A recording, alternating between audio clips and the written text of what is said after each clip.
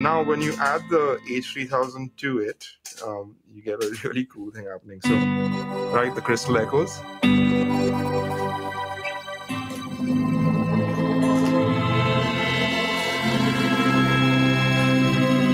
Theme song for the Gear Podcast.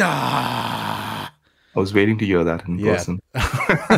Did it deliver? You said you listened, so I gotta like really put it on. So, welcome, ladies and gentlemen. We're back again. We've got Warren Mendonsa on the show today, who you may know as Black Strat Blues. Warren, how are you today, mate? I'm very good, thanks. Very happy to be here. Thanks for having me. Well, yeah, thanks for coming on, man. Like, you're joining us from the far, far east. Is that from correct? the future in New Zealand. So, quick, what happens? We do this podcast. It goes off really well. What about interest rates? Have they changed? Let's not get started about that. Now, I immediately have a few very important questions for you, Warren. Okay. Are you a cricket guy? I used to be. I mean, growing up in India, it was hard to evade that stuff. My brother's still a huge cricket buff. He still plays, but I watch occasionally if it's like a World Cup or something, but not my brother and my dad, whenever we get together, they talk cricket and I kind of listen in. So that's like how I catch up on what so because I know there is a World Cup coming up. So my initial question was going to be, how do you think India are going to go? Because they're playing around with the team a little bit and trying to settle in. To be honest, if I comment about cricket and I don't know too much, the rest of India is going to like kick my ass. So yeah, they'll let back in the country. Yeah, exactly. The second question that I have for today is, have you got the Strat, which gives you your name? Because I'm here in solidarity with my black Strat. Yeah. I've got one handy here. There's two more black Strats in the rack. Very, very important. And that's hang on. I got to go get mine. Nice. This has kind of become a theme recently where it's, everybody loves a good Strat. So while Troy is doing that, do you want to give us the Reader's Digest version of, I guess, your career up to date, how you got into guitar, how you obviously mentioned growing up in India earlier, which I'm super curious to hear about, and how you ended up in New Zealand playing blues. Okay, so I grew up in Bombay. I was born in '79, so like the '80s was like, when I grew up. My dad's a musician. His brother is quite a famous Bollywood music writer. His name is Mendonsa. And so, surrounded by guitars, my dad used to play in a band when I was a kid. His friends used to come over. I mean, every party would turn into a jam. So, it's kind of obvious that I was, drawn to that. I think when I was around 5, they noticed I had a decent ear because I'd start like going to my dad's guitar, which was on the stand, and plucking the strings, which were in tune with the song that I was playing. So, okay, you need a guitar as well. So they bought me a little one, took a few lessons from my dad. I think for a couple of years, he taught me like the chords, basic theory. This is your major scale, blah, blah, blah. And he gave me a whole bunch of Beatles cassettes, and that became my textbook. I think between 8 and 12, I didn't listen to anything else. I just devoured those Beatles albums. So that's kind of how I got started. And then I think around 12 or 13, I got into like Guns N' Roses and Led Zeppelin. And then my dad said you should check out this band called Cream and Carlos Santana. Those were like two guys he hit me onto. So all the British blues rock became like my predominant influence. And then over time, obviously, you discover like other guitar players like, Michael Landau and Derek Trucks and Robin Ford and all that good stuff. So all that's like part of the DNA. So around, I went to engineering college, by the way, for like 3 years, studying electronic engineering. And in my third year, my dad's friend had a recording studio and they were looking for an intern. And he said, you want to, try this out? And I was like in my last year and I was like, I don't know if I can do both. But I knew like, these kind of jobs don't really come around too often. So I went and I found that this was like, much more fun than that engineering, So I kind of dropped out in my last year. And I was predominantly working on post-production, like TV commercials and stuff like that. But occasionally we would have an album project that we'd be doing. And slowly they noticed that, oh, this guy plays guitar. And it's like, oh, you've got your guitar handy. Can you just put some guitar on this? And, and over time, I ended up playing on a bunch of Bollywood songs as well, as a session guitar player. And I was also part of a band called Zero, which was like, I would say right now, like it would be classic rock, Yeah. But at the time, it was like very 90s rock influenced, like Pearl Jam and Stone Temple Pilots. But there was also like that Beatles thing going on as well with the vocal harmonies as well. Quite interesting band. But around 2004, I thought it was time for a change. And my parents had moved to New Zealand the year before, along with my two other brothers. I was kind of having fun in the band. I said I'd stay back. So then 2004, I landed up here and I stayed here till 2010. So that was around 6 years in New Zealand. And during that time, I worked in a recording studio here as well, met a few good musicians, did the, Friday night covers band thing as well, which was, I have to say, a really good learning curve as well, because I was kind of the weakest link. The other three guys in the band played bass, drums, guitars, and keyboards. And I was like, oh, I just play guitar and a little bit of bass, So once that wound up around 2010, I started getting heaps of work back in India on Bollywood stuff. I went over there like maybe 6 times in a year. Then I met my wife and I was like, okay, this makes more sense to, stay here. And once our daughter was born, I decided now maybe time to, move back to New Zealand. And we came back here in 2010.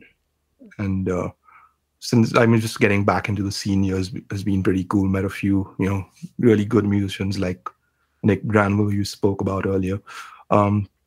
So it's been cool. Just balancing the, dad, guitar, and making music, making a living doing that, and that sort of stuff. That's the Reader's Digest version. Yeah. So my first question is, what was it like having to play a Dave Dobbin song for the first time? And what did you think of it?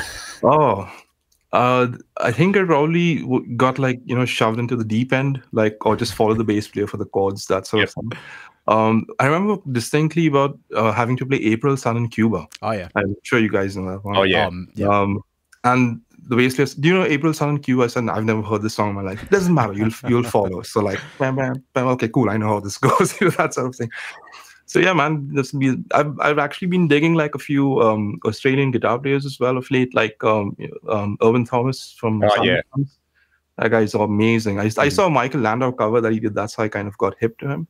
And I mentioned that last week to Nick, because that's when I connected the dots that he was the guy from Southern Suns, because I remember them playing on Hey Hey It's Saturday, and just this guy with a Strat and long hair, and I was like, oh, my dad looks like that. It's obviously doing the same thing, but seeing him with Electric Mary and they open up for Judas Priest, and it's still up there with the best live guitar solos I've ever seen. I had no idea who it was. It was so good. There's a nice Electric Mary live video. I watched it a few times. Man, the guitar sound, the overall production sounds great, but really live guitar sound even doesn't get any better than that.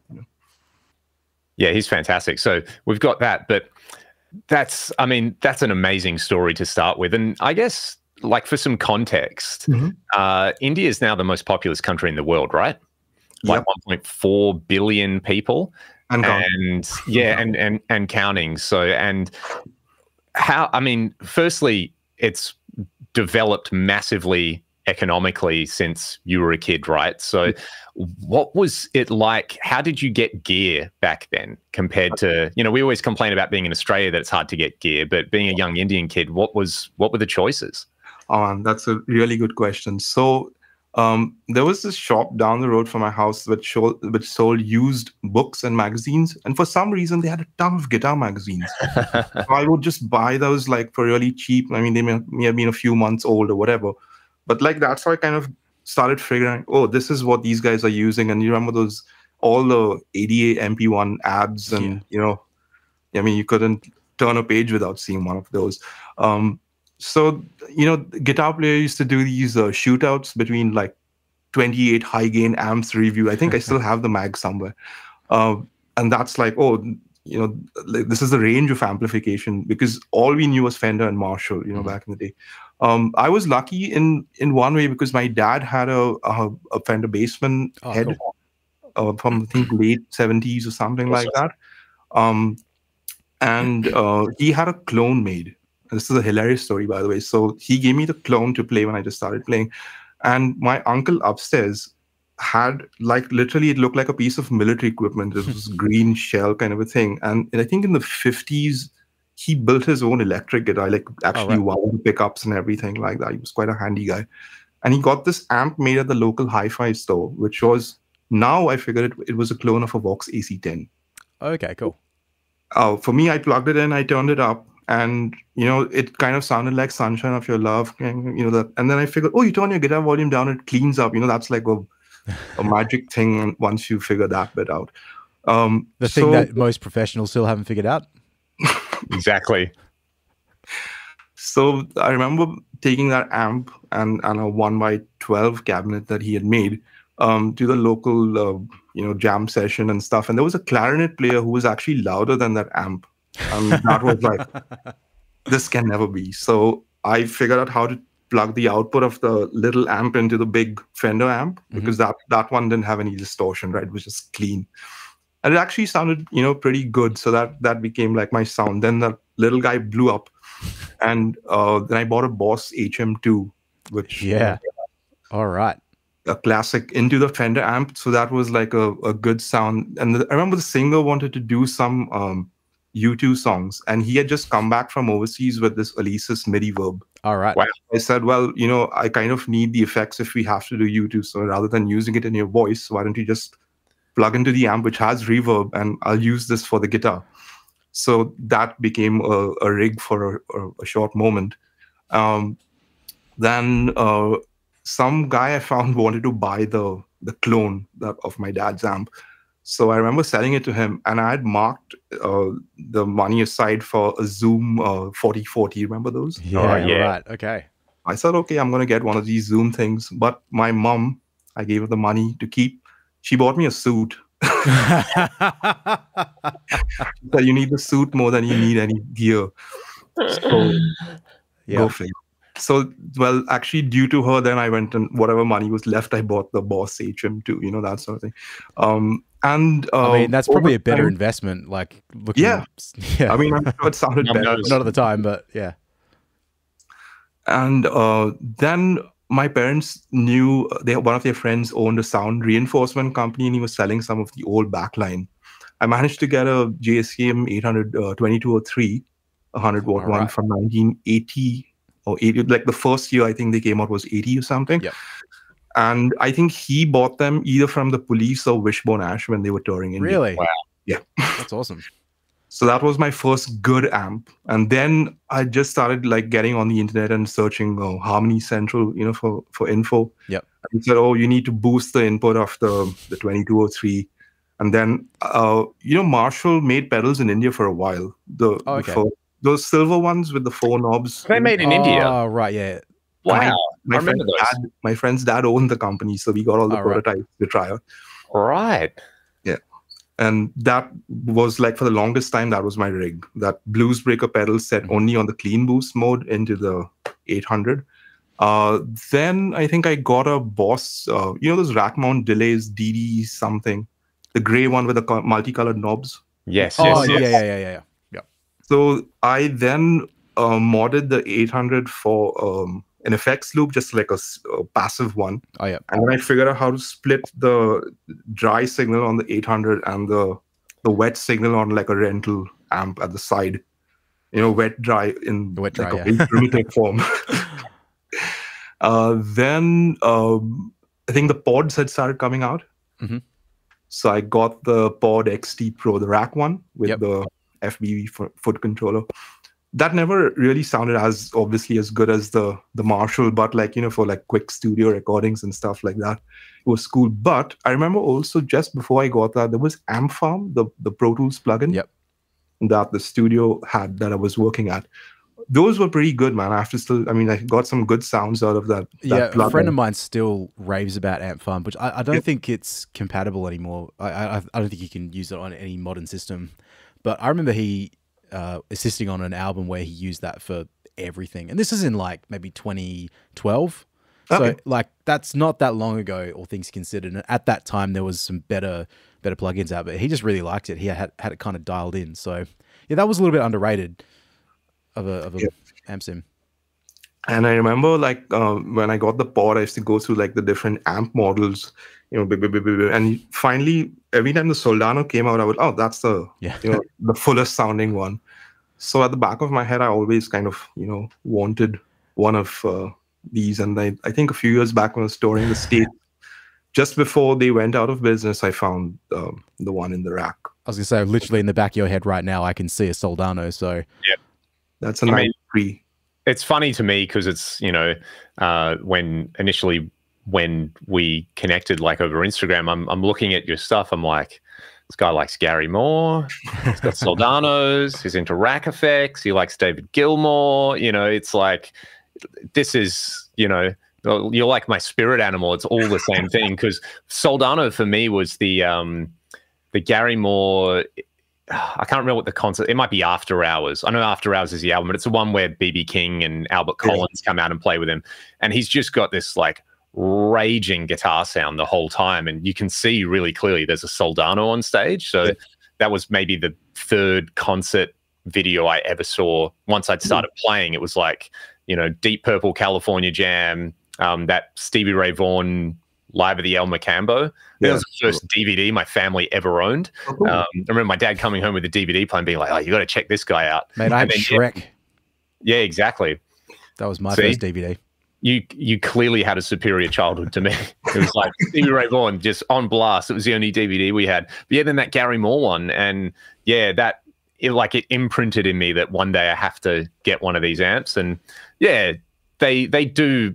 Nothing else really does that sound, do they? No, the thing is, most people gravitate to the overdrive channel, but for me, that crunch channel, they go to 11. So just around 10. I can't actually see that's an SLO. Yeah, that's an SLO. But the concert you spoke about, Leon, I think he had a hot rod for that. He had a hot rod 50 or 100. Yeah, I heard that later. I just always assumed it was an SLO, and then the guy I bought my hot rod off is a buddy of ours. Shout out to Nick Rossetti if he's watching this. Thanks for selling me your app. And then thinking, it sounds really good. And SLO obviously is going to be better. And then years later, someone being like, Gary Moore was using a hot rod. It's like, oh, well, that's kind of a happy accident because I love that sound. Yeah, he used to run the crunch channel with the tube screamer in front or something, which was a great sound. I mean, to me, it's like the most, it's like a Marshall went to private school or something. I'm a bit sort of, I come and go with them a little bit. Just I've not played an SLO because there's not really any around here, and I've used Leon's quite a bit. But I've had moments when I've played it or when we've recorded with it where it's just the best amp. Like it's unreal. And I often find too, when I'm like you were with the pod, when I'm going through modelers in either my Axe or my HX Stomp, I'm sort of like, I'll stop and go, that's really cool. But it's like you say, it's kind of like it's kind of so polished that I sort of also enjoy a tone that has a bit of shit about it. And that one, and it's so clear, and I'm like, it's too. Everyone's gonna hear how bad my guitar playing is. I use something else, Yeah, it does one thing though. Like when you get the masters just past 6, that power amp just wakes up, and you just get this whoop, and the whole thing just fattens up. I mean, I just leave it at that point. Yeah. It's 6 on my hot rod as well. Like there's such a big, it's almost like, the lights come on and it's just like, there it is. Just to go back to something that you said earlier with the Beatles, it's interesting that, the Beatles kind of famously went to India like a lot of people did, and then having their music go to the UK and then kind of come back around. It's like actually the amazing thing about music is something resembling a universal language. Yeah. Where did the Strat enter the conversation for you? Because obviously your thing. I mean, predominantly like the desire to get one was because it looked cool. And I just remember seeing like Clapton and Hendrix on, guitar mags and stuff like that. The all black one, I remember seeing the Edge and the Streets Have No Name video. It's kind of funny, like those all black ones, they made it in the year I was born in 79, and you find quite a few of those hardtail ones, but they have the large headstock and the 3-bolt neck, which I don't like. So I don't think I'll ever get one of those. But yeah. So I'm more of a 50s headstock guy. But fair enough. At the time I got serious about playing guitar in a band and stuff, the Strats were much easier to come by than Les Pauls. There were the Epiphone ones made in Korea, and they always had that weird headstock, which so much of it is the look, Yeah. because you don't want to be seen with something that you don't 100% love and stuff like that. But my first good Strat was the Mexican Floyd Rose Strat, the humbucker on the bridge. And then I started losing parts of the Floyd Rose, and I think that guitar's still somewhere at my parents' house. So I saved up and I bought an American Lone Star Strat. Oh yeah, I remember those. Yeah, and that was gold, and I wanted it black. So I found a guy who did the paint job and stuff like that. Once I settled on that, that became my main guitar for like, I think 17 years till Air Canada lost it. I lost that guitar. So then I was in Singapore not too long after that, and I found this guy at this shop called Ebenex, which is like a used, I don't know if you're ever there, you find some cool stuff in that store.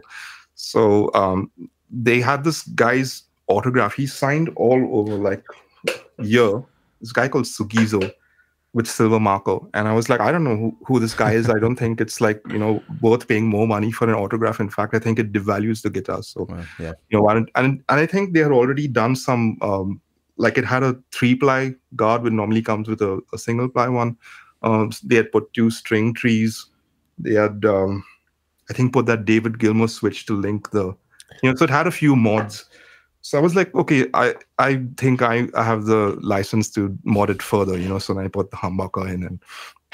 And one thing I do on all Strats, though, I put this 4-pole 5-way switch, like they call it a super switch, because then it lets me use this tone knob only for the bridge pickup. Okay, cool. And then you go 1, 2, 3, 4 on these single coils and stuff. And this guitar switches the volume from 500 to 250 when you use the single coils. All right. Oh, that's awesome. So you get the whole thing. I think it came from a Suhr schematic, and then I asked John Suhr a few questions. Thankfully, he answers my questions without like, who's this annoying guy emailing me?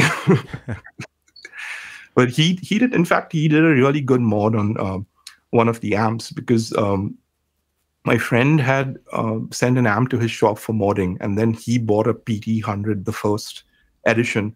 So he said, hey, I have an amp lying at Suhr. Do you want to buy the amp, and then you can have him modded to whatever, So I think I probably got one of the last Marshalls that Suhr ever modded. Wow. And he did the Landau mod to it.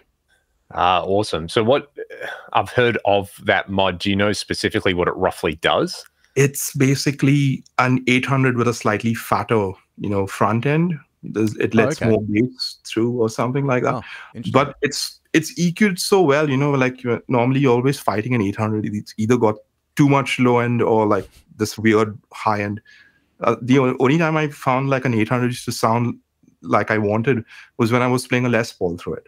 Right. But the moment a Strat went through it, I was always fighting it and having to do shit with pedals and stuff like that. This when you just plug a Strat, bang, and it's like this big, huge,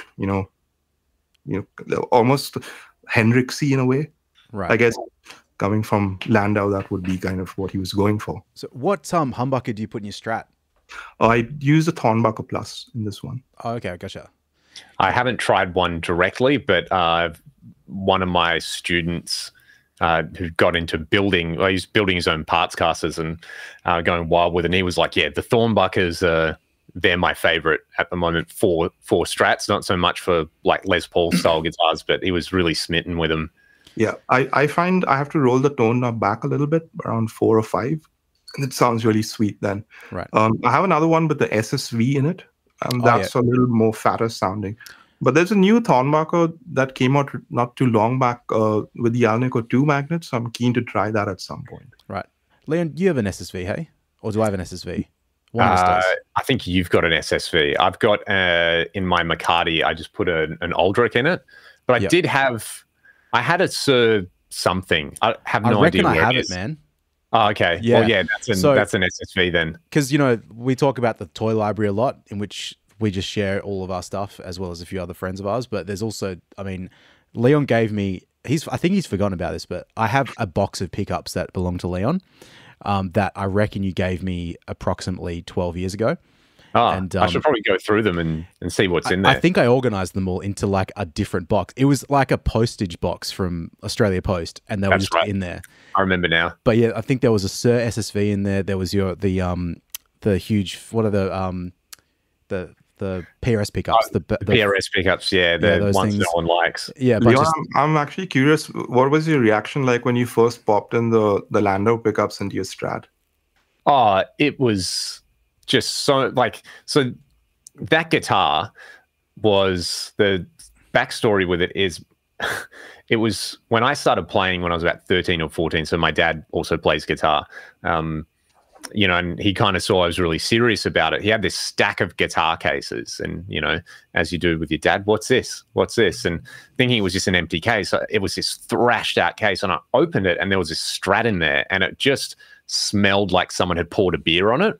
It was that, you're like walking down the street in the afternoon and you walk past a pub and they've just opened the doors and there's that like smell of like moldy hops or whatever it is. It was just that. I remember being like, oh my God, this is terrible. And it was, the frets were really worn down, and I played it a little bit and I kind of liked it, but it sounded really thin. It was pretty much a stock 70s Strat. And the story was, he was like, yeah, I bought it off this guy who advertised it. And, it's like going to his house was like, going to someone's, like the basement of a pub, where it was just, this guy was living in squalor, and he sort of like, tiptoed around, bought the guitar, and then because it smelled so bad and it didn't sound that great, he just kind of never played it. So I was like, I'll play this a bit. And then I kind of butchered it and put a bunch of weird stuff in it. And then Troy borrowed it off me. Oh, yeah. And was like, hey, man, this is actually like a super vibey guitar. I cleaned it and now it works good. And he had it for a while. And when I got it back, I was like, oh, yeah, this is a super vibey guitar. And yeah, those pickups came up as a fully loaded set. And I was like, nothing to lose. The price is right. And I popped them in and I was like, that's the sound I want, out of like kind of vintage, kind of modern. They have that sparkle without being too, I would describe the pickups that were in there before, they were like wiry, like it sounded like think of like a surf guitar sound, that sort of thing. Hang on, did you, when I did that guitar up, because one of the big things I did was like I cleaned the bridge, because the bridge was like awful. It was just gunky, like dunked in gunk. I'll just say that. But I also put guitar in question. You can see the absolute rot on the side of it. It's been dropped a few times. But like I remember just sitting there for hours, just like cleaning every part with like cotton buds, and I just kind of was enjoying it. I don't mind doing that sort of stuff. But what I did do, remember, Leon, is I put a different pick guard on there because I just had one. That's right. And I chucked that on because I thought it looked cool. And I also put some lay sensor pickups in there because I had those lying around. Which sounded pretty good. Yeah, they were cool because I had them in a different Strat and I really liked them. I think it was like the red, the silver, and something else. I don't remember color what it was, but I liked those. And then when I gave you the guitar back, did it have the lay sensors, or did I put the original ones back in? Because I feel like it didn't. Maybe it didn't have the originals, or had one of them or something. Yeah, it was. I mean, it was in a bit of a state. But then you you had a set of Fralins. Was that in that guitar or in the like rosewood neck? That was in another guitar. Yeah. Right. Okay. But yeah, so I mean, and it's just kind of got the look back, which I kind of like as well. Blackguard, it still has this very slight whiff about it, where it's like, you can you play it and you're just like, yeah, there's something going on. Like when you get like a nice new Gibson or something, the like smell of the lacquer or whatever they have, how it's so pleasant.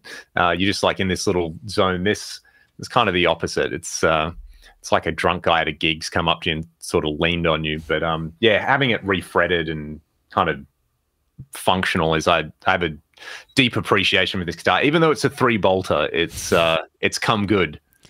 Can I just say too, I've got those ML pickups in my Suhr, and I like it. They sound awesome. Yeah. Like what I equate them to is kind of like what we were talking about with the Soldano. It's that they have a lot of clarity to them. To me, it's like you're not like missing anything when you playing on that guitar. It just gives you like everything with a lot of nice polish on it. Sometimes it's like a little too clear and a little too chimey for me, but I still really enjoy the way that guitar sounds. Although I'm not sure if that's just the pickups or the entire way the guitar is put together. It's some of its parts sort of situation, I suppose. I found with those pickups, by the way, you have to keep the volume around 9 and just back the tones a little bit. It just sweetens up. This is a big thing, right? How do you set up the volume and tone controls on your guitars? What's your default? Because meathead like me is default everything on 10. And I'm sure that's probably the majority of people. They don't realize that like that stuff here on the guitar actually interacts with the pickups and the rest of the rig. Yeah. I mean, if you don't have a treble bleed, then the volume is obviously going to sweeten up the sound. I mean, I call it sweeten up. Some people say it makes it darker. But I set up my amp a little brighter than most people normally would because I roll the volume down to say around 8 as a starting point. My neck and middle, the tone will be say around 8 again. And the bridge, I dunk it down to around 4 or 5. Okay. That's my starting point. So I always have, more to go. And if I put on a pedal to boost the amp, then maybe that volume will come down further to around 6 or 7. Right. I think if you look at Landa, I think around 6 is his, median point. And then he's got the volume pedal after the boost pedal. So he runs the boost on full, and then he'll just back off the volume and, it's like a dance between the guitar volume and that volume pedal. So as you turn the guitar up, you want to kind of back that volume pedal or vice versa. So once you start doing that, you'll find like some really cool sounds. You may not even have to adjust your amp at all. You can just do that. So I typically switch between 2 boost pedals. So either like an RC booster and a Maxon SD9. Right. One's cleaner, one's dirtier. But similar EQ curves. They're not really very mid boosty. Yeah, I love the RC boost. Yeah, if I do want that, then like I have a tube screamer, either I think a Maxon OD9, which is like a tube screamer, or the TS Mini, man. That's a really good pedal, I have to say. Okay. So I forgot they did the minis, because they did a mini delay and a mini chorus as well. Yeah, that'd be a really cool little board. So you're dreaming out.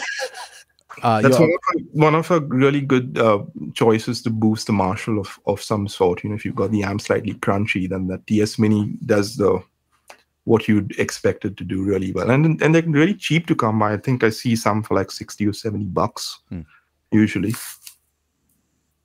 Yeah, I was going to say, I think we've kind of already discussed this, but yeah. So your amp, in terms of the amount of crunch, are you keeping it sort of like edge of breakup or like relatively clean, or what I can actually show you if you want, because it's kind of plugged in at the moment.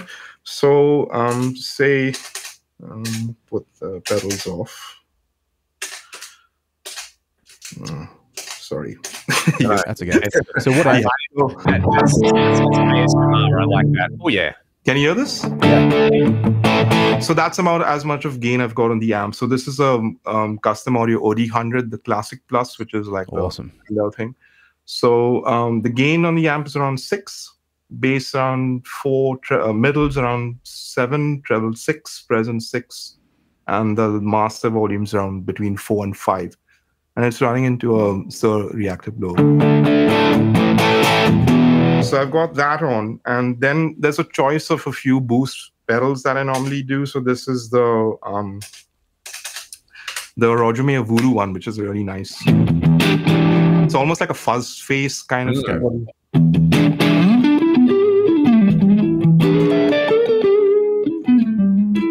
So then you turn the guitar volume down to say around 5, and you've almost got this nice clean. And that's through the drive channel of the amp. Right.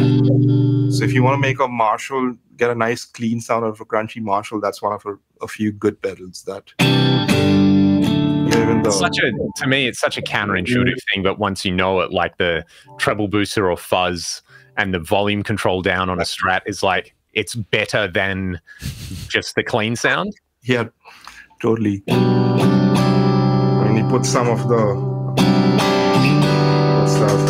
SVX90. Yeah. It's like, but the thing is, you gotta learn that right hand thing, how to just hit the strings without hitting too hard. Yeah. That, I mean, I guess most guys who've been playing a while know that sort of thing. So that's one pedal that I use a lot. And then if you turn the guitar volume up,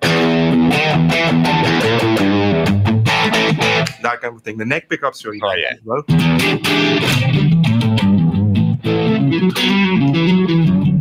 So that's one. Then that is sick, man.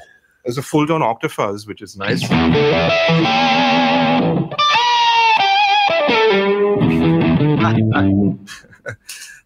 This is the TS Mini, which is like my 80s kind of. Yeah, it chops the lowers, so it tightens up the whole. So if I ever want to chugga, then that's the one thing that comes on. And you know, the.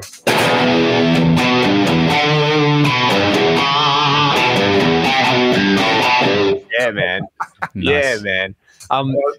That most is of the time, so good. Most of the time, the Maxon SD9, which is the Landau Henderson pedal, that's kind of like my main lead sound.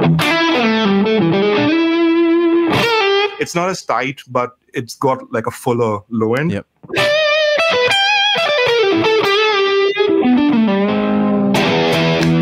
And the neck pickups, like, so it can grind if you turn the volume up all the way.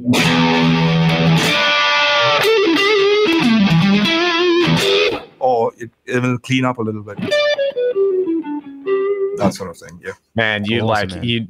you need to do like a standalone video on YouTube just demonstrating that in detail, because it's such a, you know, I didn't get it for a long time. Like you say, why do people have 3 or 4 drive pedals on their board and this kind of thing? But like just hearing that and the way it's, you know, part of your musical voice and the way it's like having the gear, but then knowing, I guess there's like specific use cases by stuff that, you know, you mentioned like Scott Henderson and Landau with the SD9, or, you know, the Hendrix thing with the fuzz. It's like, it's almost, it's not a substitute for knowing how to play, but it's this extra layer on top of like when you know how to use the gear and you sort of understand the classic references, but then actually being able to do it is so cool. I have to ask as well, and it's a technique-based thing. The because I see people do it, and I can't, like, I just haven't sat down and figured out the thing to do. It's like the upward rake thing that you do, like that. That to me is, you know, there's certain things people do when they play, and it's just like, oh yeah, this guy gets how to play blues, or like the kind of Hendrix strain of blues. It's like, what's the trick to actually being able to do that properly?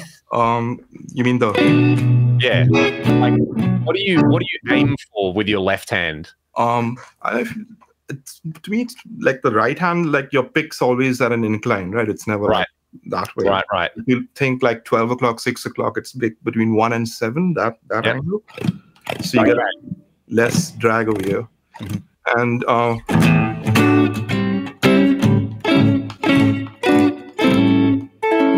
that sort of thing. I don't know. It's just about knowing how much pressure to apply. And at this point, I think it's so subconscious. I don't even like, you know, think about it. Yeah. I would think that also like the material you use in a plectrum, because I find it harder to do with like harder picks. Yep. The one I'm using right now is a nylon 1.07. Okay. You know, it's stiff enough, but it also has a bit of a give. That sort of thing. I mean, a lot of Stevie Ray went into, you know, the DNA, so I think that's Yeah. coming out. And very often I'll angle the picks I'm using the rounded edge and not the pointy one. That's an old, again, Stevie Ray and Landau and all these guys, just to fatten it up. I mean, you can kind of hear this, right? That's like with the pointy edge, and Yeah. I mean, it's subtle, but it's there, you know. So it's almost like, you know, Strat is kind of like a language, just like Telly is. Yeah. Learn a few phrases from all the. I think Robin Trow was another huge influence as well. Yeah, and in terms of, so my other thing is like I hear a bit of the Trow thing and like your vibrato as well. Is that something you ever thought about? Did you just do it, like trying to mimic other players, or is it something that you really consciously go out and it's like, yeah, I want my vibrato to do this? Yeah, I worked on it like maybe around 3 or 4 years back, just before COVID happened, because I kept on like hearing, you know, recorded bits of myself, and I would like cringe sometimes, like with the really fast 80s vibrato, and I was like, fuck, I need to let's just civilize it a bit, get it a bit more under control. So I remember watching a Python video where you talked about like he got one of his students to bend up to pitch first and then hang on to the note and then apply the vibrato. And I found out like when I did that, it made things a little, sweeter in that sense, a little more controlled. And then I think what happens is the more you consciously work on it, it comes to a point where you don't have to think about it as much, because then it's there and you're playing. But I think you have to go through that phase of being aware of how you're, how much pressure you're applying. And also like say you bend to pitch, right? You're going from like 0 to 100. And then you come down to like 80 and go back to 100. And then you come back to 80 and 100, not like, 95, 100, 80, 100, 75, 100, that sort of thing. So just that even amount of pitch variation. I found that once I just concentrated on that a bit, and I would record myself. I think like I spend like hours just hitting that note and go, and just like, speeding it up. Yep. Otherwise, like I think I had that really wide John Sykes kind of vibrato when I was like much younger. That was like the most like dramatic, epic sounding vibrato. So that's what you gravitate to. And then you hear like different players, like the vibrato becomes their signature. And I think also as a session guitar player, I would get references. So can you make it more like Gilmour, more like Hendrix or whatever, and kind of learn how to do that. Having said that, though, I think like a lot of the Jimmy Pageisms went in as well. It's almost like borderline, shall we say, sloppy. Yeah. But it's got a vibe. Yeah.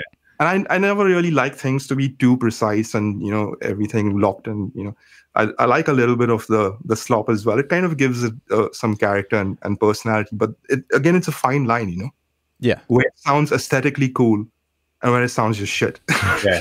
I mean, do you find, you just got back from some sold out shows in India, right? Yep. Do you find that adrenaline of like a packed room and like you kind of maybe when you really get going, it just, the Sykes comes out or something like that? Because I see clips of myself play live and I'm often like, oh, I really like the vibrato. And then sometimes it's like, geez, man, like you sound like you just did some cocaine. And then I'll listen to myself record it and I'm always like, oh, I could have given it a bit more sauce. You know what I mean? It's like, it's always that there's a wide neighborhood of what I would normally think sounds good, but because it's your own playing, you're like, oh, geez, yeah, no. Listening to it now, I would have done that. So how do you find that going? How long have you been going back and forth from living in New Zealand, and then how often do you go to India to play these shows? This one I went in, I think was the second time this year I've been there, and before that I wasn't back there till 2020, early 2020. Right. Yeah. Understandably. Yeah. Obviously, there was like very few flight options and stuff like that. What was happening? I'm kidding. I'll make that joke every time we talk about this. So. I find it a little bit cooler in the sense I use 11s in E flat tuning. Mm-hmm. Nice. Oh, me too, man. That's my favorite. Again, on a Strat, I think the moment you go with slightly thicker strings, contrary to the Rick Beato video, you should have tried on a Strat. Oh my God. Okay, let's talk about that afterwards. But yeah, go on, please. So I found, I started off playing 8s on my Floyd Rhodes Strat, and it's fun and everything, but then I always gravitated towards fatter sounds. And then I ended up, with 11s. And then once you tune them down, they kind of feel like 10s in standard, So this guitar here is 10s in standard, but the live guitar for Black Sad Blues is 11s in E flat. And I found you kind of have to use a little less gain as well. You don't need to pile it on to get it to, sustain and sound thick. You just have to be mindful about how much low end you're dialing in on the amp. So I do the classic thing where you turn the bass to 0 and I slowly bring it up till it fills out and I leave it. I don't go any more than that. Mm-hmm. You're just basically trying to balance the, you want to get your low strings to have some twang, but you want to get the highs ones to have some fat as well. So that's the classic. I almost want to try like really thin wound strings and thick high ones just to see what that would sound like. Because apparently Hendrix used 10 to 38 or something. Oh, really? Yep, which is kind of interesting. Yeah, that would, I couldn't do it. In E flat too. Jeez, I don't know how you do that. Yeah, I just quickly, I don't want to go on a rant, but just unpopular opinion. Like, but go on a rant. That Rick Beato video about the light strings just made me so mad. I know it's all opinions and stuff, but because he's effectively a cult leader at this point as well, he's so popular, and I'm not gonna like discredit his like what do you call it, like his how intelligent and how like good he is at everything. But man, come on, you want a bit less low end in your guitar, just bloody turn the bass knob down a bit. You know what I mean? You know what's really hard to do with light strings is keep the fucking thing in tune. Like, I mean, and I'm just talking like doing sessions and stuff. I don't know if you're the same, but I get like guys coming and using all my guitars all the time. And, you know, it's hard. Like, like fretting a chord is hard enough. Like, to put the amount of pressure on where like you don't accidentally push a little too hard or accidentally pull his fingers down a little bit too much. And it's like that only gets worse when you lighten the strings up. And it's like, man, if all you need to do is just turn that one thing down, or like, you know, in terms of a signal flow thing, I'm pretty sure at the start of that video said, well, you know, I was talking about using a tube screamer in front of an amp to get less low end. Just do that. Just do that and make the guitar like way more playable and way more in tune for everybody's sake. Because unfortunately, like, at least in my experience, the people that I've worked with, they just don't go home and practice enough to make that guitar stay in tune. I wish they did, but it's the sort of thing where, like, I mean, at this point, I got 2 kids, you know, like, I don't have time to sit there and like bloody learn how to keep my guitar in tune. It's these fucking heavier strings. Jesus Christ. So anyway, I don't want to like get everyone hating on me for hating on Rick Beato, so I'll stop. But that's okay. Made me so bloody mad. Every podcast needs a good cop and a bad cop, and I'm already everyone's friend. So, mate, you know, Uncle Leon. It is funny how that has come around, though, from when I was starting to play guitar early 2000s, how, you know, the guys in the know were like, yeah, like 13s, and like, if you're not actually punching your guitar with your raw fist, then that's not playing. And I still, you know, Warren, you've done some teaching. Troy, you do some teaching. It's like one of the, I don't say this in like a condescending, I know better way, but I've heard it so many times where it's almost like an eye roll moment where, you know, someone's like, oh yeah, I hit pretty hard when I play guitar. And it's like, I bet you do. You know, it's kind of like, it's often floated around in this like, yeah, you know, you just like play so intensely. And I mean, I was doing a live stream a while ago and someone was like, oh, you actually, you know, when you play, it looks like you're not playing very hard. So I always just thought you had like a super light touch. And it's like, no, you can vary that. And it's actually playing the guitar so hard that it goes out of tune is actually not the best thing. You have to be able to like finesse rather than raw power, because everybody, you know, you get wound up, like I was saying, the live thing, you know, the amount of John Sykes intensifiers just because you've got some adrenaline in your system, and it's actually being able to go the other way, which is the real challenging thing, and like not lose the vibe. It's a classic thing, you know, you have a beginner and you're like, cool, play it faster, and they play it faster and harder, play it slower, and they do both. So trying to like disentangle those things in there, like is singers trying to sing high notes without like there's all those like, so, you know, you're playing a video game that's a driving game and you're like doing that, which now consoles incorporate, which I kind of like because I still do that. But yeah, it is interesting how that's come back sort of around the other way, where it's like, oh, actually you don't need to totally brutalize the guitar to get good sounds. As soon as you started talking about this, Leon, like, oh, you know, put heavy strings on because I hit so hard, the first thing that came to my brain is like people that have come in. No, like similar to that in the studio. Yeah, so we're thinking about like doing this album in like 432. And I'm like, okay. And it's just like, all right, I know where this is going to go, and now we'll have to have some conversations. Your studio's in danger of kind of smelling like a skunk at some stage. Yeah. I think I told you, like, not 432, but I did that thing a few months ago for like this big AC/DC fest, and I had to play with a bagpipe or bagpipe orchestra, and their tuning was in 453, and that was weird. Like, my tuner did not go to... Where you're at, bro. Yeah, like that was just there was like a bunch of kids playing bagpipes, and it's just like they're not going to tune to you. You got to tune to them. My tuner did not have enough sense to go up to 430, 453 or something, so that was a little tough, but my ear was good enough, thankfully. Yeah, luckily you can listen to things. Warren, I want to talk about the Bollywood thing a little bit, because you mentioned you're still doing, sessions with that.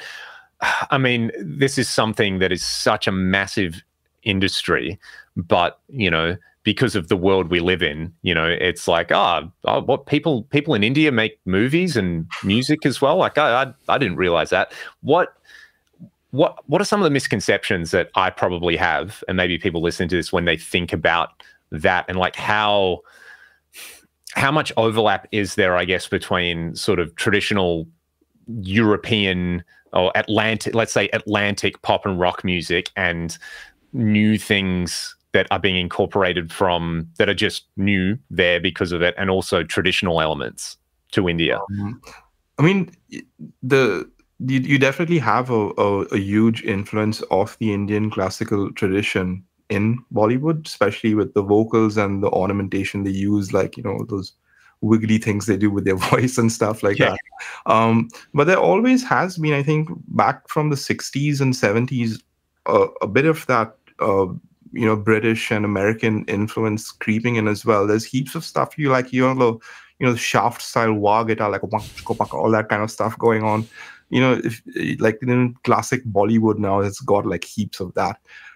There's always been like a rock thing also creeping in.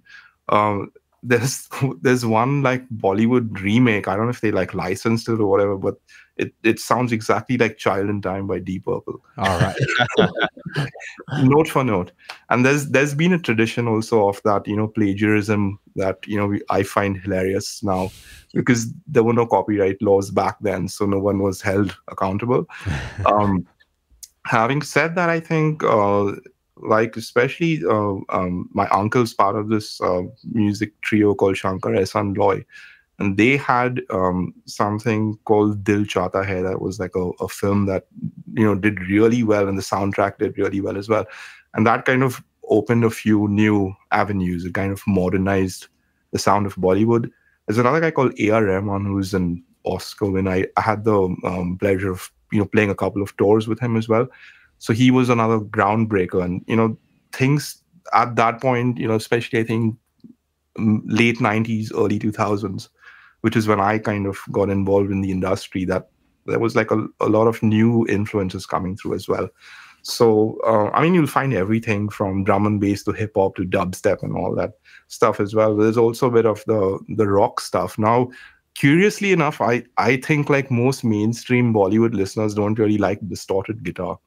So you kind of have to almost like find a way of, getting it in there, but it'll never be like, say as loud as would be on a Whitesnake album or something like that. Yeah. So I've played quite a few, guitar solos and stuff like that. And I remember there's one song that they told me it was going to be a big rock song. So I took the Soldano, and then it turned out to be like almost like this funk kind of thing. So I ended up using the clean channel of the Soldano, and then that became like a huge hit, to the point of like now some 300 million views or some ridiculous. Wow, like that. Yeah, that's amazing. So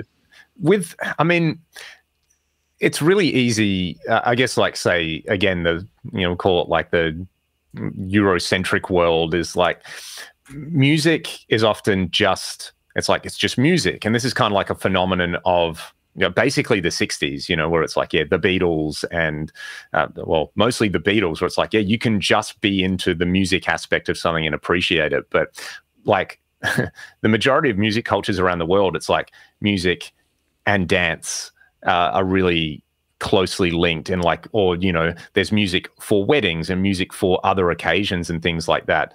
Is that something that's still really tightly bound up with the Bollywood thing, or is it a little bit more, I guess, say like, European American style, where it's just like, oh, this is a cool song and I dig it because it's a cool song?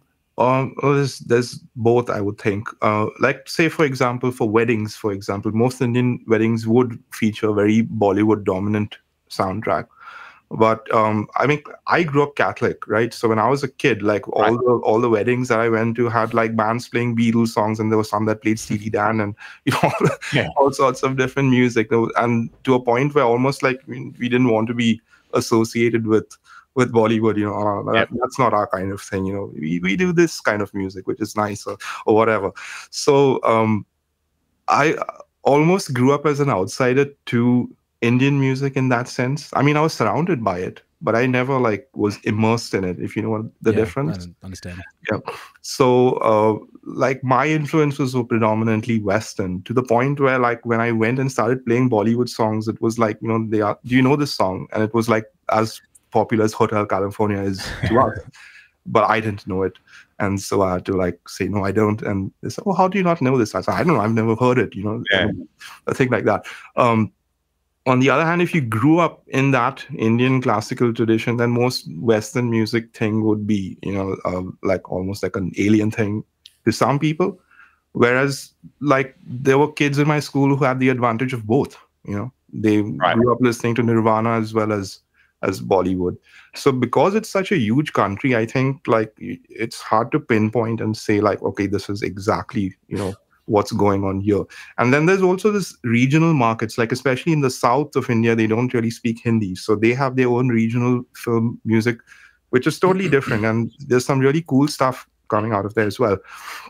So I think once the internet made everything like, almost very democratic in that sense, the lines blurred rapidly, And before the internet, we had something called Star TV, which was a satellite TV coming from Hong Kong. And we were listening to all the latest music videos. I remember switching on the TV and Stone Temple Pilots' Interstate Love song came on. So, that's as much of my roots as, Bollywood music would be to, anyone else, that sort of thing. Yeah, that's interesting. So my friend GT, and if he's listening to this, shout out to GT. He was in a metal band in India before he moved to Australia. And, you just listen to it and you're like, yeah, it's a metal band, and they won a pretty big regional band competition and got to make a music video. And the guys in that band, they just had like Marty Friedman guest on a song. And he was saying, it's like, yeah, they just ran into him at the airport. He did a few shows in India and they were like, he's hanging out there at the airport. And, the two guys who recognized him were like, oh my God. I'm probably butchering this story, but, they met Marty Friedman and were just like, do you do sessions? And he was like, yeah, send me some stuff. So that I always thought of as like a super cool story where, and again, it's that like outside perspective of, you grow up in like suburban Australia. It's like, oh yeah, there's a pretty good cricket team who tour every 4 years and their fans are mental. And then, there's always a pretty decent, Indian restaurant within walking distance. I mean, there's a really good one near me that I absolutely love, but and I love going there because I always have the Bollywood music videos, which are insane. Like the production levels are just something else. So you've been there, hey? Yeah, I've been there with you, hey? Oh yeah, many. I mean, that first first time time was the Mindari one. The Mindari one, yeah, mate. Yep, yep. Never forget that. We should go again. Let's do it, mate. It's really, really good. Have any of you guys ever experienced Indian Chinese food? No, but I was listening to something about it recently where somebody mentioned it. So tell me more. So the Chinese immigrants to India, I think, were predominantly in a city called Calcutta. And over time, you're an immigrant in a new country, like the ingredients and all start blurring and stuff like that. So it's a thing, Indian Chinese food, because especially when I moved to Auckland, when I went to a Chinese restaurant, it was very different. I mean, it's great, and I've gotten really used to it now. But I still kind of, every time I go back to India, that's like one of the first things I want to eat is Indian Chinese food. Right. It's a particular hybrid. So if you ever find, some Indian restaurants in your parts that do have that, try that. They have this thing called a chicken Manchurian. Okay. Oh, that's the thing. No, because I've heard of chicken Manchurian. Yeah. It's as Indian as you'll get, but it does have some, with the soy sauce and everything. Yeah. Because it's the same thing with Australian Chinese food. And I think for our generation, I was listening to somebody talk about this recently where, we've kind of grown up with the internet. So like we really kind of poo-poo anything that's not super authentic.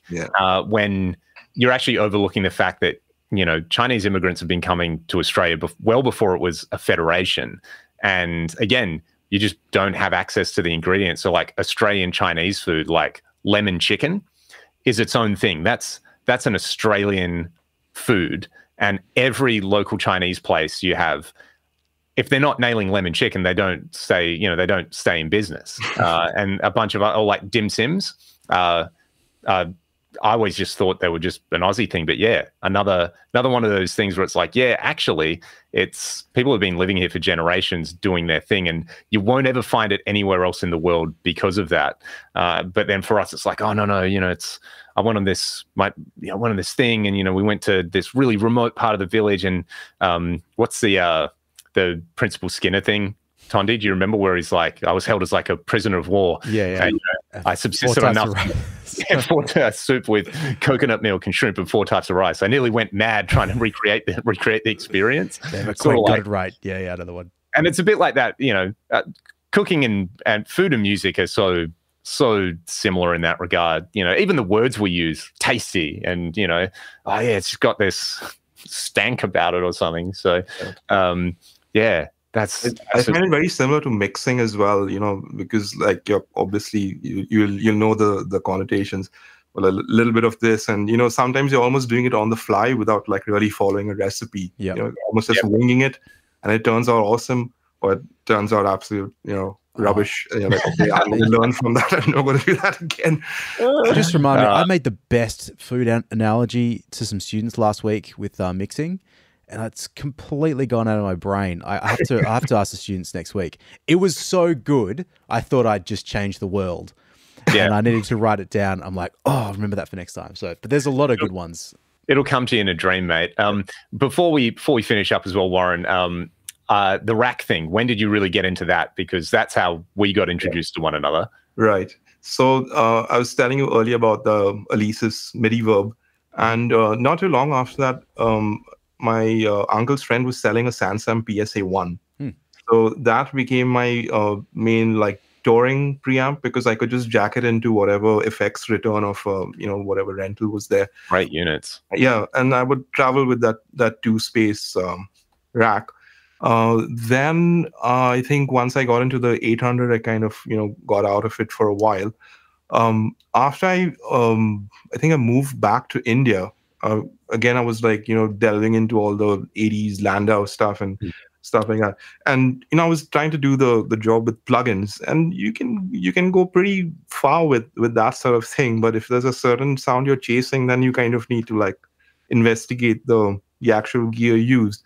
It was hilarious. There was a friend of mine, he was selling an Eventide H4000, I think. Yep. And just below that, another guy commented, "Hey, I'm selling Eventide H3000 DSE for like half the price of what my friend wanted." So, and I happened to be in the same city as that guy. It was outside Bombay. It was in Madras, in Chennai.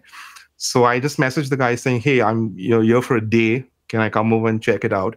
So I did, and he said, "Oh, I've got a Universal audio endorsement, and I don't need all this old gear anymore. So you can have it." I tested it out. It was working fine. And then he says, "Oh, before you leave, I have one other thing. You want to just check it out?" And it turned out to be a PCM 70. Yeah. Like, oh man, this is a good day. You know, so I went to the ATM, withdrew the money, gave it to him. And, I traveled back to it with the cabin baggage, and the guy at security was like looking at all the buttons on the Eventide, wondering, what the hell is this? I said, no, it's an effects unit and whatever. Yeah. So it's so cool, isn't it? It just definitely looks like something, fancy. So then I started like getting into, and I think I already had a MPX-1 from being a Landau fanboy. That was his main rack effects for all his gigs and stuff like that. And then those three became like the main effects that I would use. And recently I found a SPX 90. Yeah, it's just like guitar amps, right? You can distort a guitar signal one way, but like a non-master volume Marshall is different, to the way a Fender Deluxe Reverb breaks up, which is just different fundamentally to like a Soldano or something like that. And love all those sounds, and they're appropriate for different settings. Yeah. Have you ever tried a pedal called the Electro Harmonic Super Ego? No. No, I've seen them, but I haven't tried them. I'll show you one cool thing, because I found this in tandem with the H3000. Just before we go, I'll show you this sound. So what the Super Ego does is, like, you play a chord and then you hit the trigger switch and it just makes a pad out of it. Oh, okay. But then when you hit another chord and you re-trigger, it portmanteaus to the new chord. All right. So like, let's say, you've got this and it's going to make a... right? That's what happens with the thing. And you hit a new chord. Oh, cool. That sort of thing. Now, when you add the H3000 to it, you get a really cool thing happening. So, right, the crystal echoes.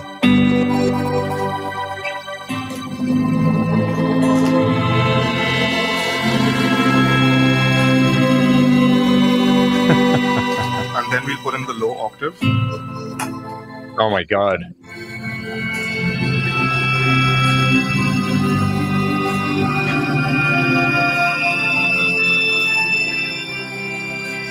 That's pretty bent, man. Yeah, that's awesome. Lots of fun. So if you ever find one, try that with your H3000. I literally have just looked up the Super Ego on eBay, and I think I have to, because I think that's just another Electro Harmonics pedal. I'm like, I was aware it existed, but I never really heard anyone do anything with it. Man, I'm pretty sure I saw one on Marketplace like this week. Yeah. Like, for real. They're really cool. Yeah, that's amazing. Alrighty. Well, mate, you've been so generous with your time. What have you got? What have you got coming up, gig wise and tool wise? Are you, hitting the local circuit again? Are you planning on going back to India anytime soon? Yeah, there are some gigs in India. There's a couple of festival gigs in early November. Awesome. Before that, there's a few Bollywood gigs as well. So it's going to be fun. Here in NZ, I think I should actually do a little more work in, trying to get Black Strat Blues gigs here, because I do have a couple of friends here that I play with. But if you've just been like really lazy with, you know how small the New Zealand music scene is, and like unless you're one of the bigger bands, it's kind of like, you play what's the equivalent of your local pub. Yeah, make some money to buy burgers after the gig or something like that. So there's another couple of friends that I play as a session guitar player. I kind of like playing with singers as well. So I like to keep a balance of the instrumental guitar thing as well as working with vocalists. So hopefully once I meet a few more people and, just get out a bit more, I've just been planning to do that, and it, life catches up and, kids and stuff like that. So there's another albums worth of music that has to be finished and released as well, because like I see my new music 2023 folder and it's like growing. Every time I have a cool idea, I put it down, and then now the thing is like you have to turn from songwriter to producer and make sense of it and package it as a the sad thing these days is everyone's releasing singles, so you put out an album and it just goes like that unless you're dropping them like every week or every month or whatever. So I just like keep busy playing music, meet new people. It's always inspiring working with other people, because like you can tend to get very isolated by yourself, just doing everything just because you can. But it's nice bouncing ideas off other people as well. So yeah, cool. That's what's coming up. Yeah. So where can people find you on the internet, Warren? Usually Instagram. That's probably where I'm most active. I do have a YouTube channel, which I try to, but I'm not as prolific as you, Leon, I'm afraid. I just find it like hard to just find time sometimes because I have these ideas. Oh, this will be a good video. This will be a good video, and so I'm going to try and get that out off the ground as well. So if you just Google Black Strat Blues, one word, all lowercase, you'll find where I am. And most of the session stuff I've done, if you want to look that up, that's just under Warren Mendonsa. Fantastic. Well, mate, thank you so much for your time. Thanks so much. It's been a pleasure. Have a great evening, and we'll, as Nick Granville was saying last week, gonna have to steal your curry recipe when we finish up, and because I'm very, very curious, because it's if it's up there with if someone was like, you can only ever eat one type of food for the rest of your life, what would it be? It'd it'd be one of the choices I would heavily consider. So thanks so much for sharing your knowledge and wisdom, and to everybody else watching, thanks for tuning into the Gear Podcast. Peace out.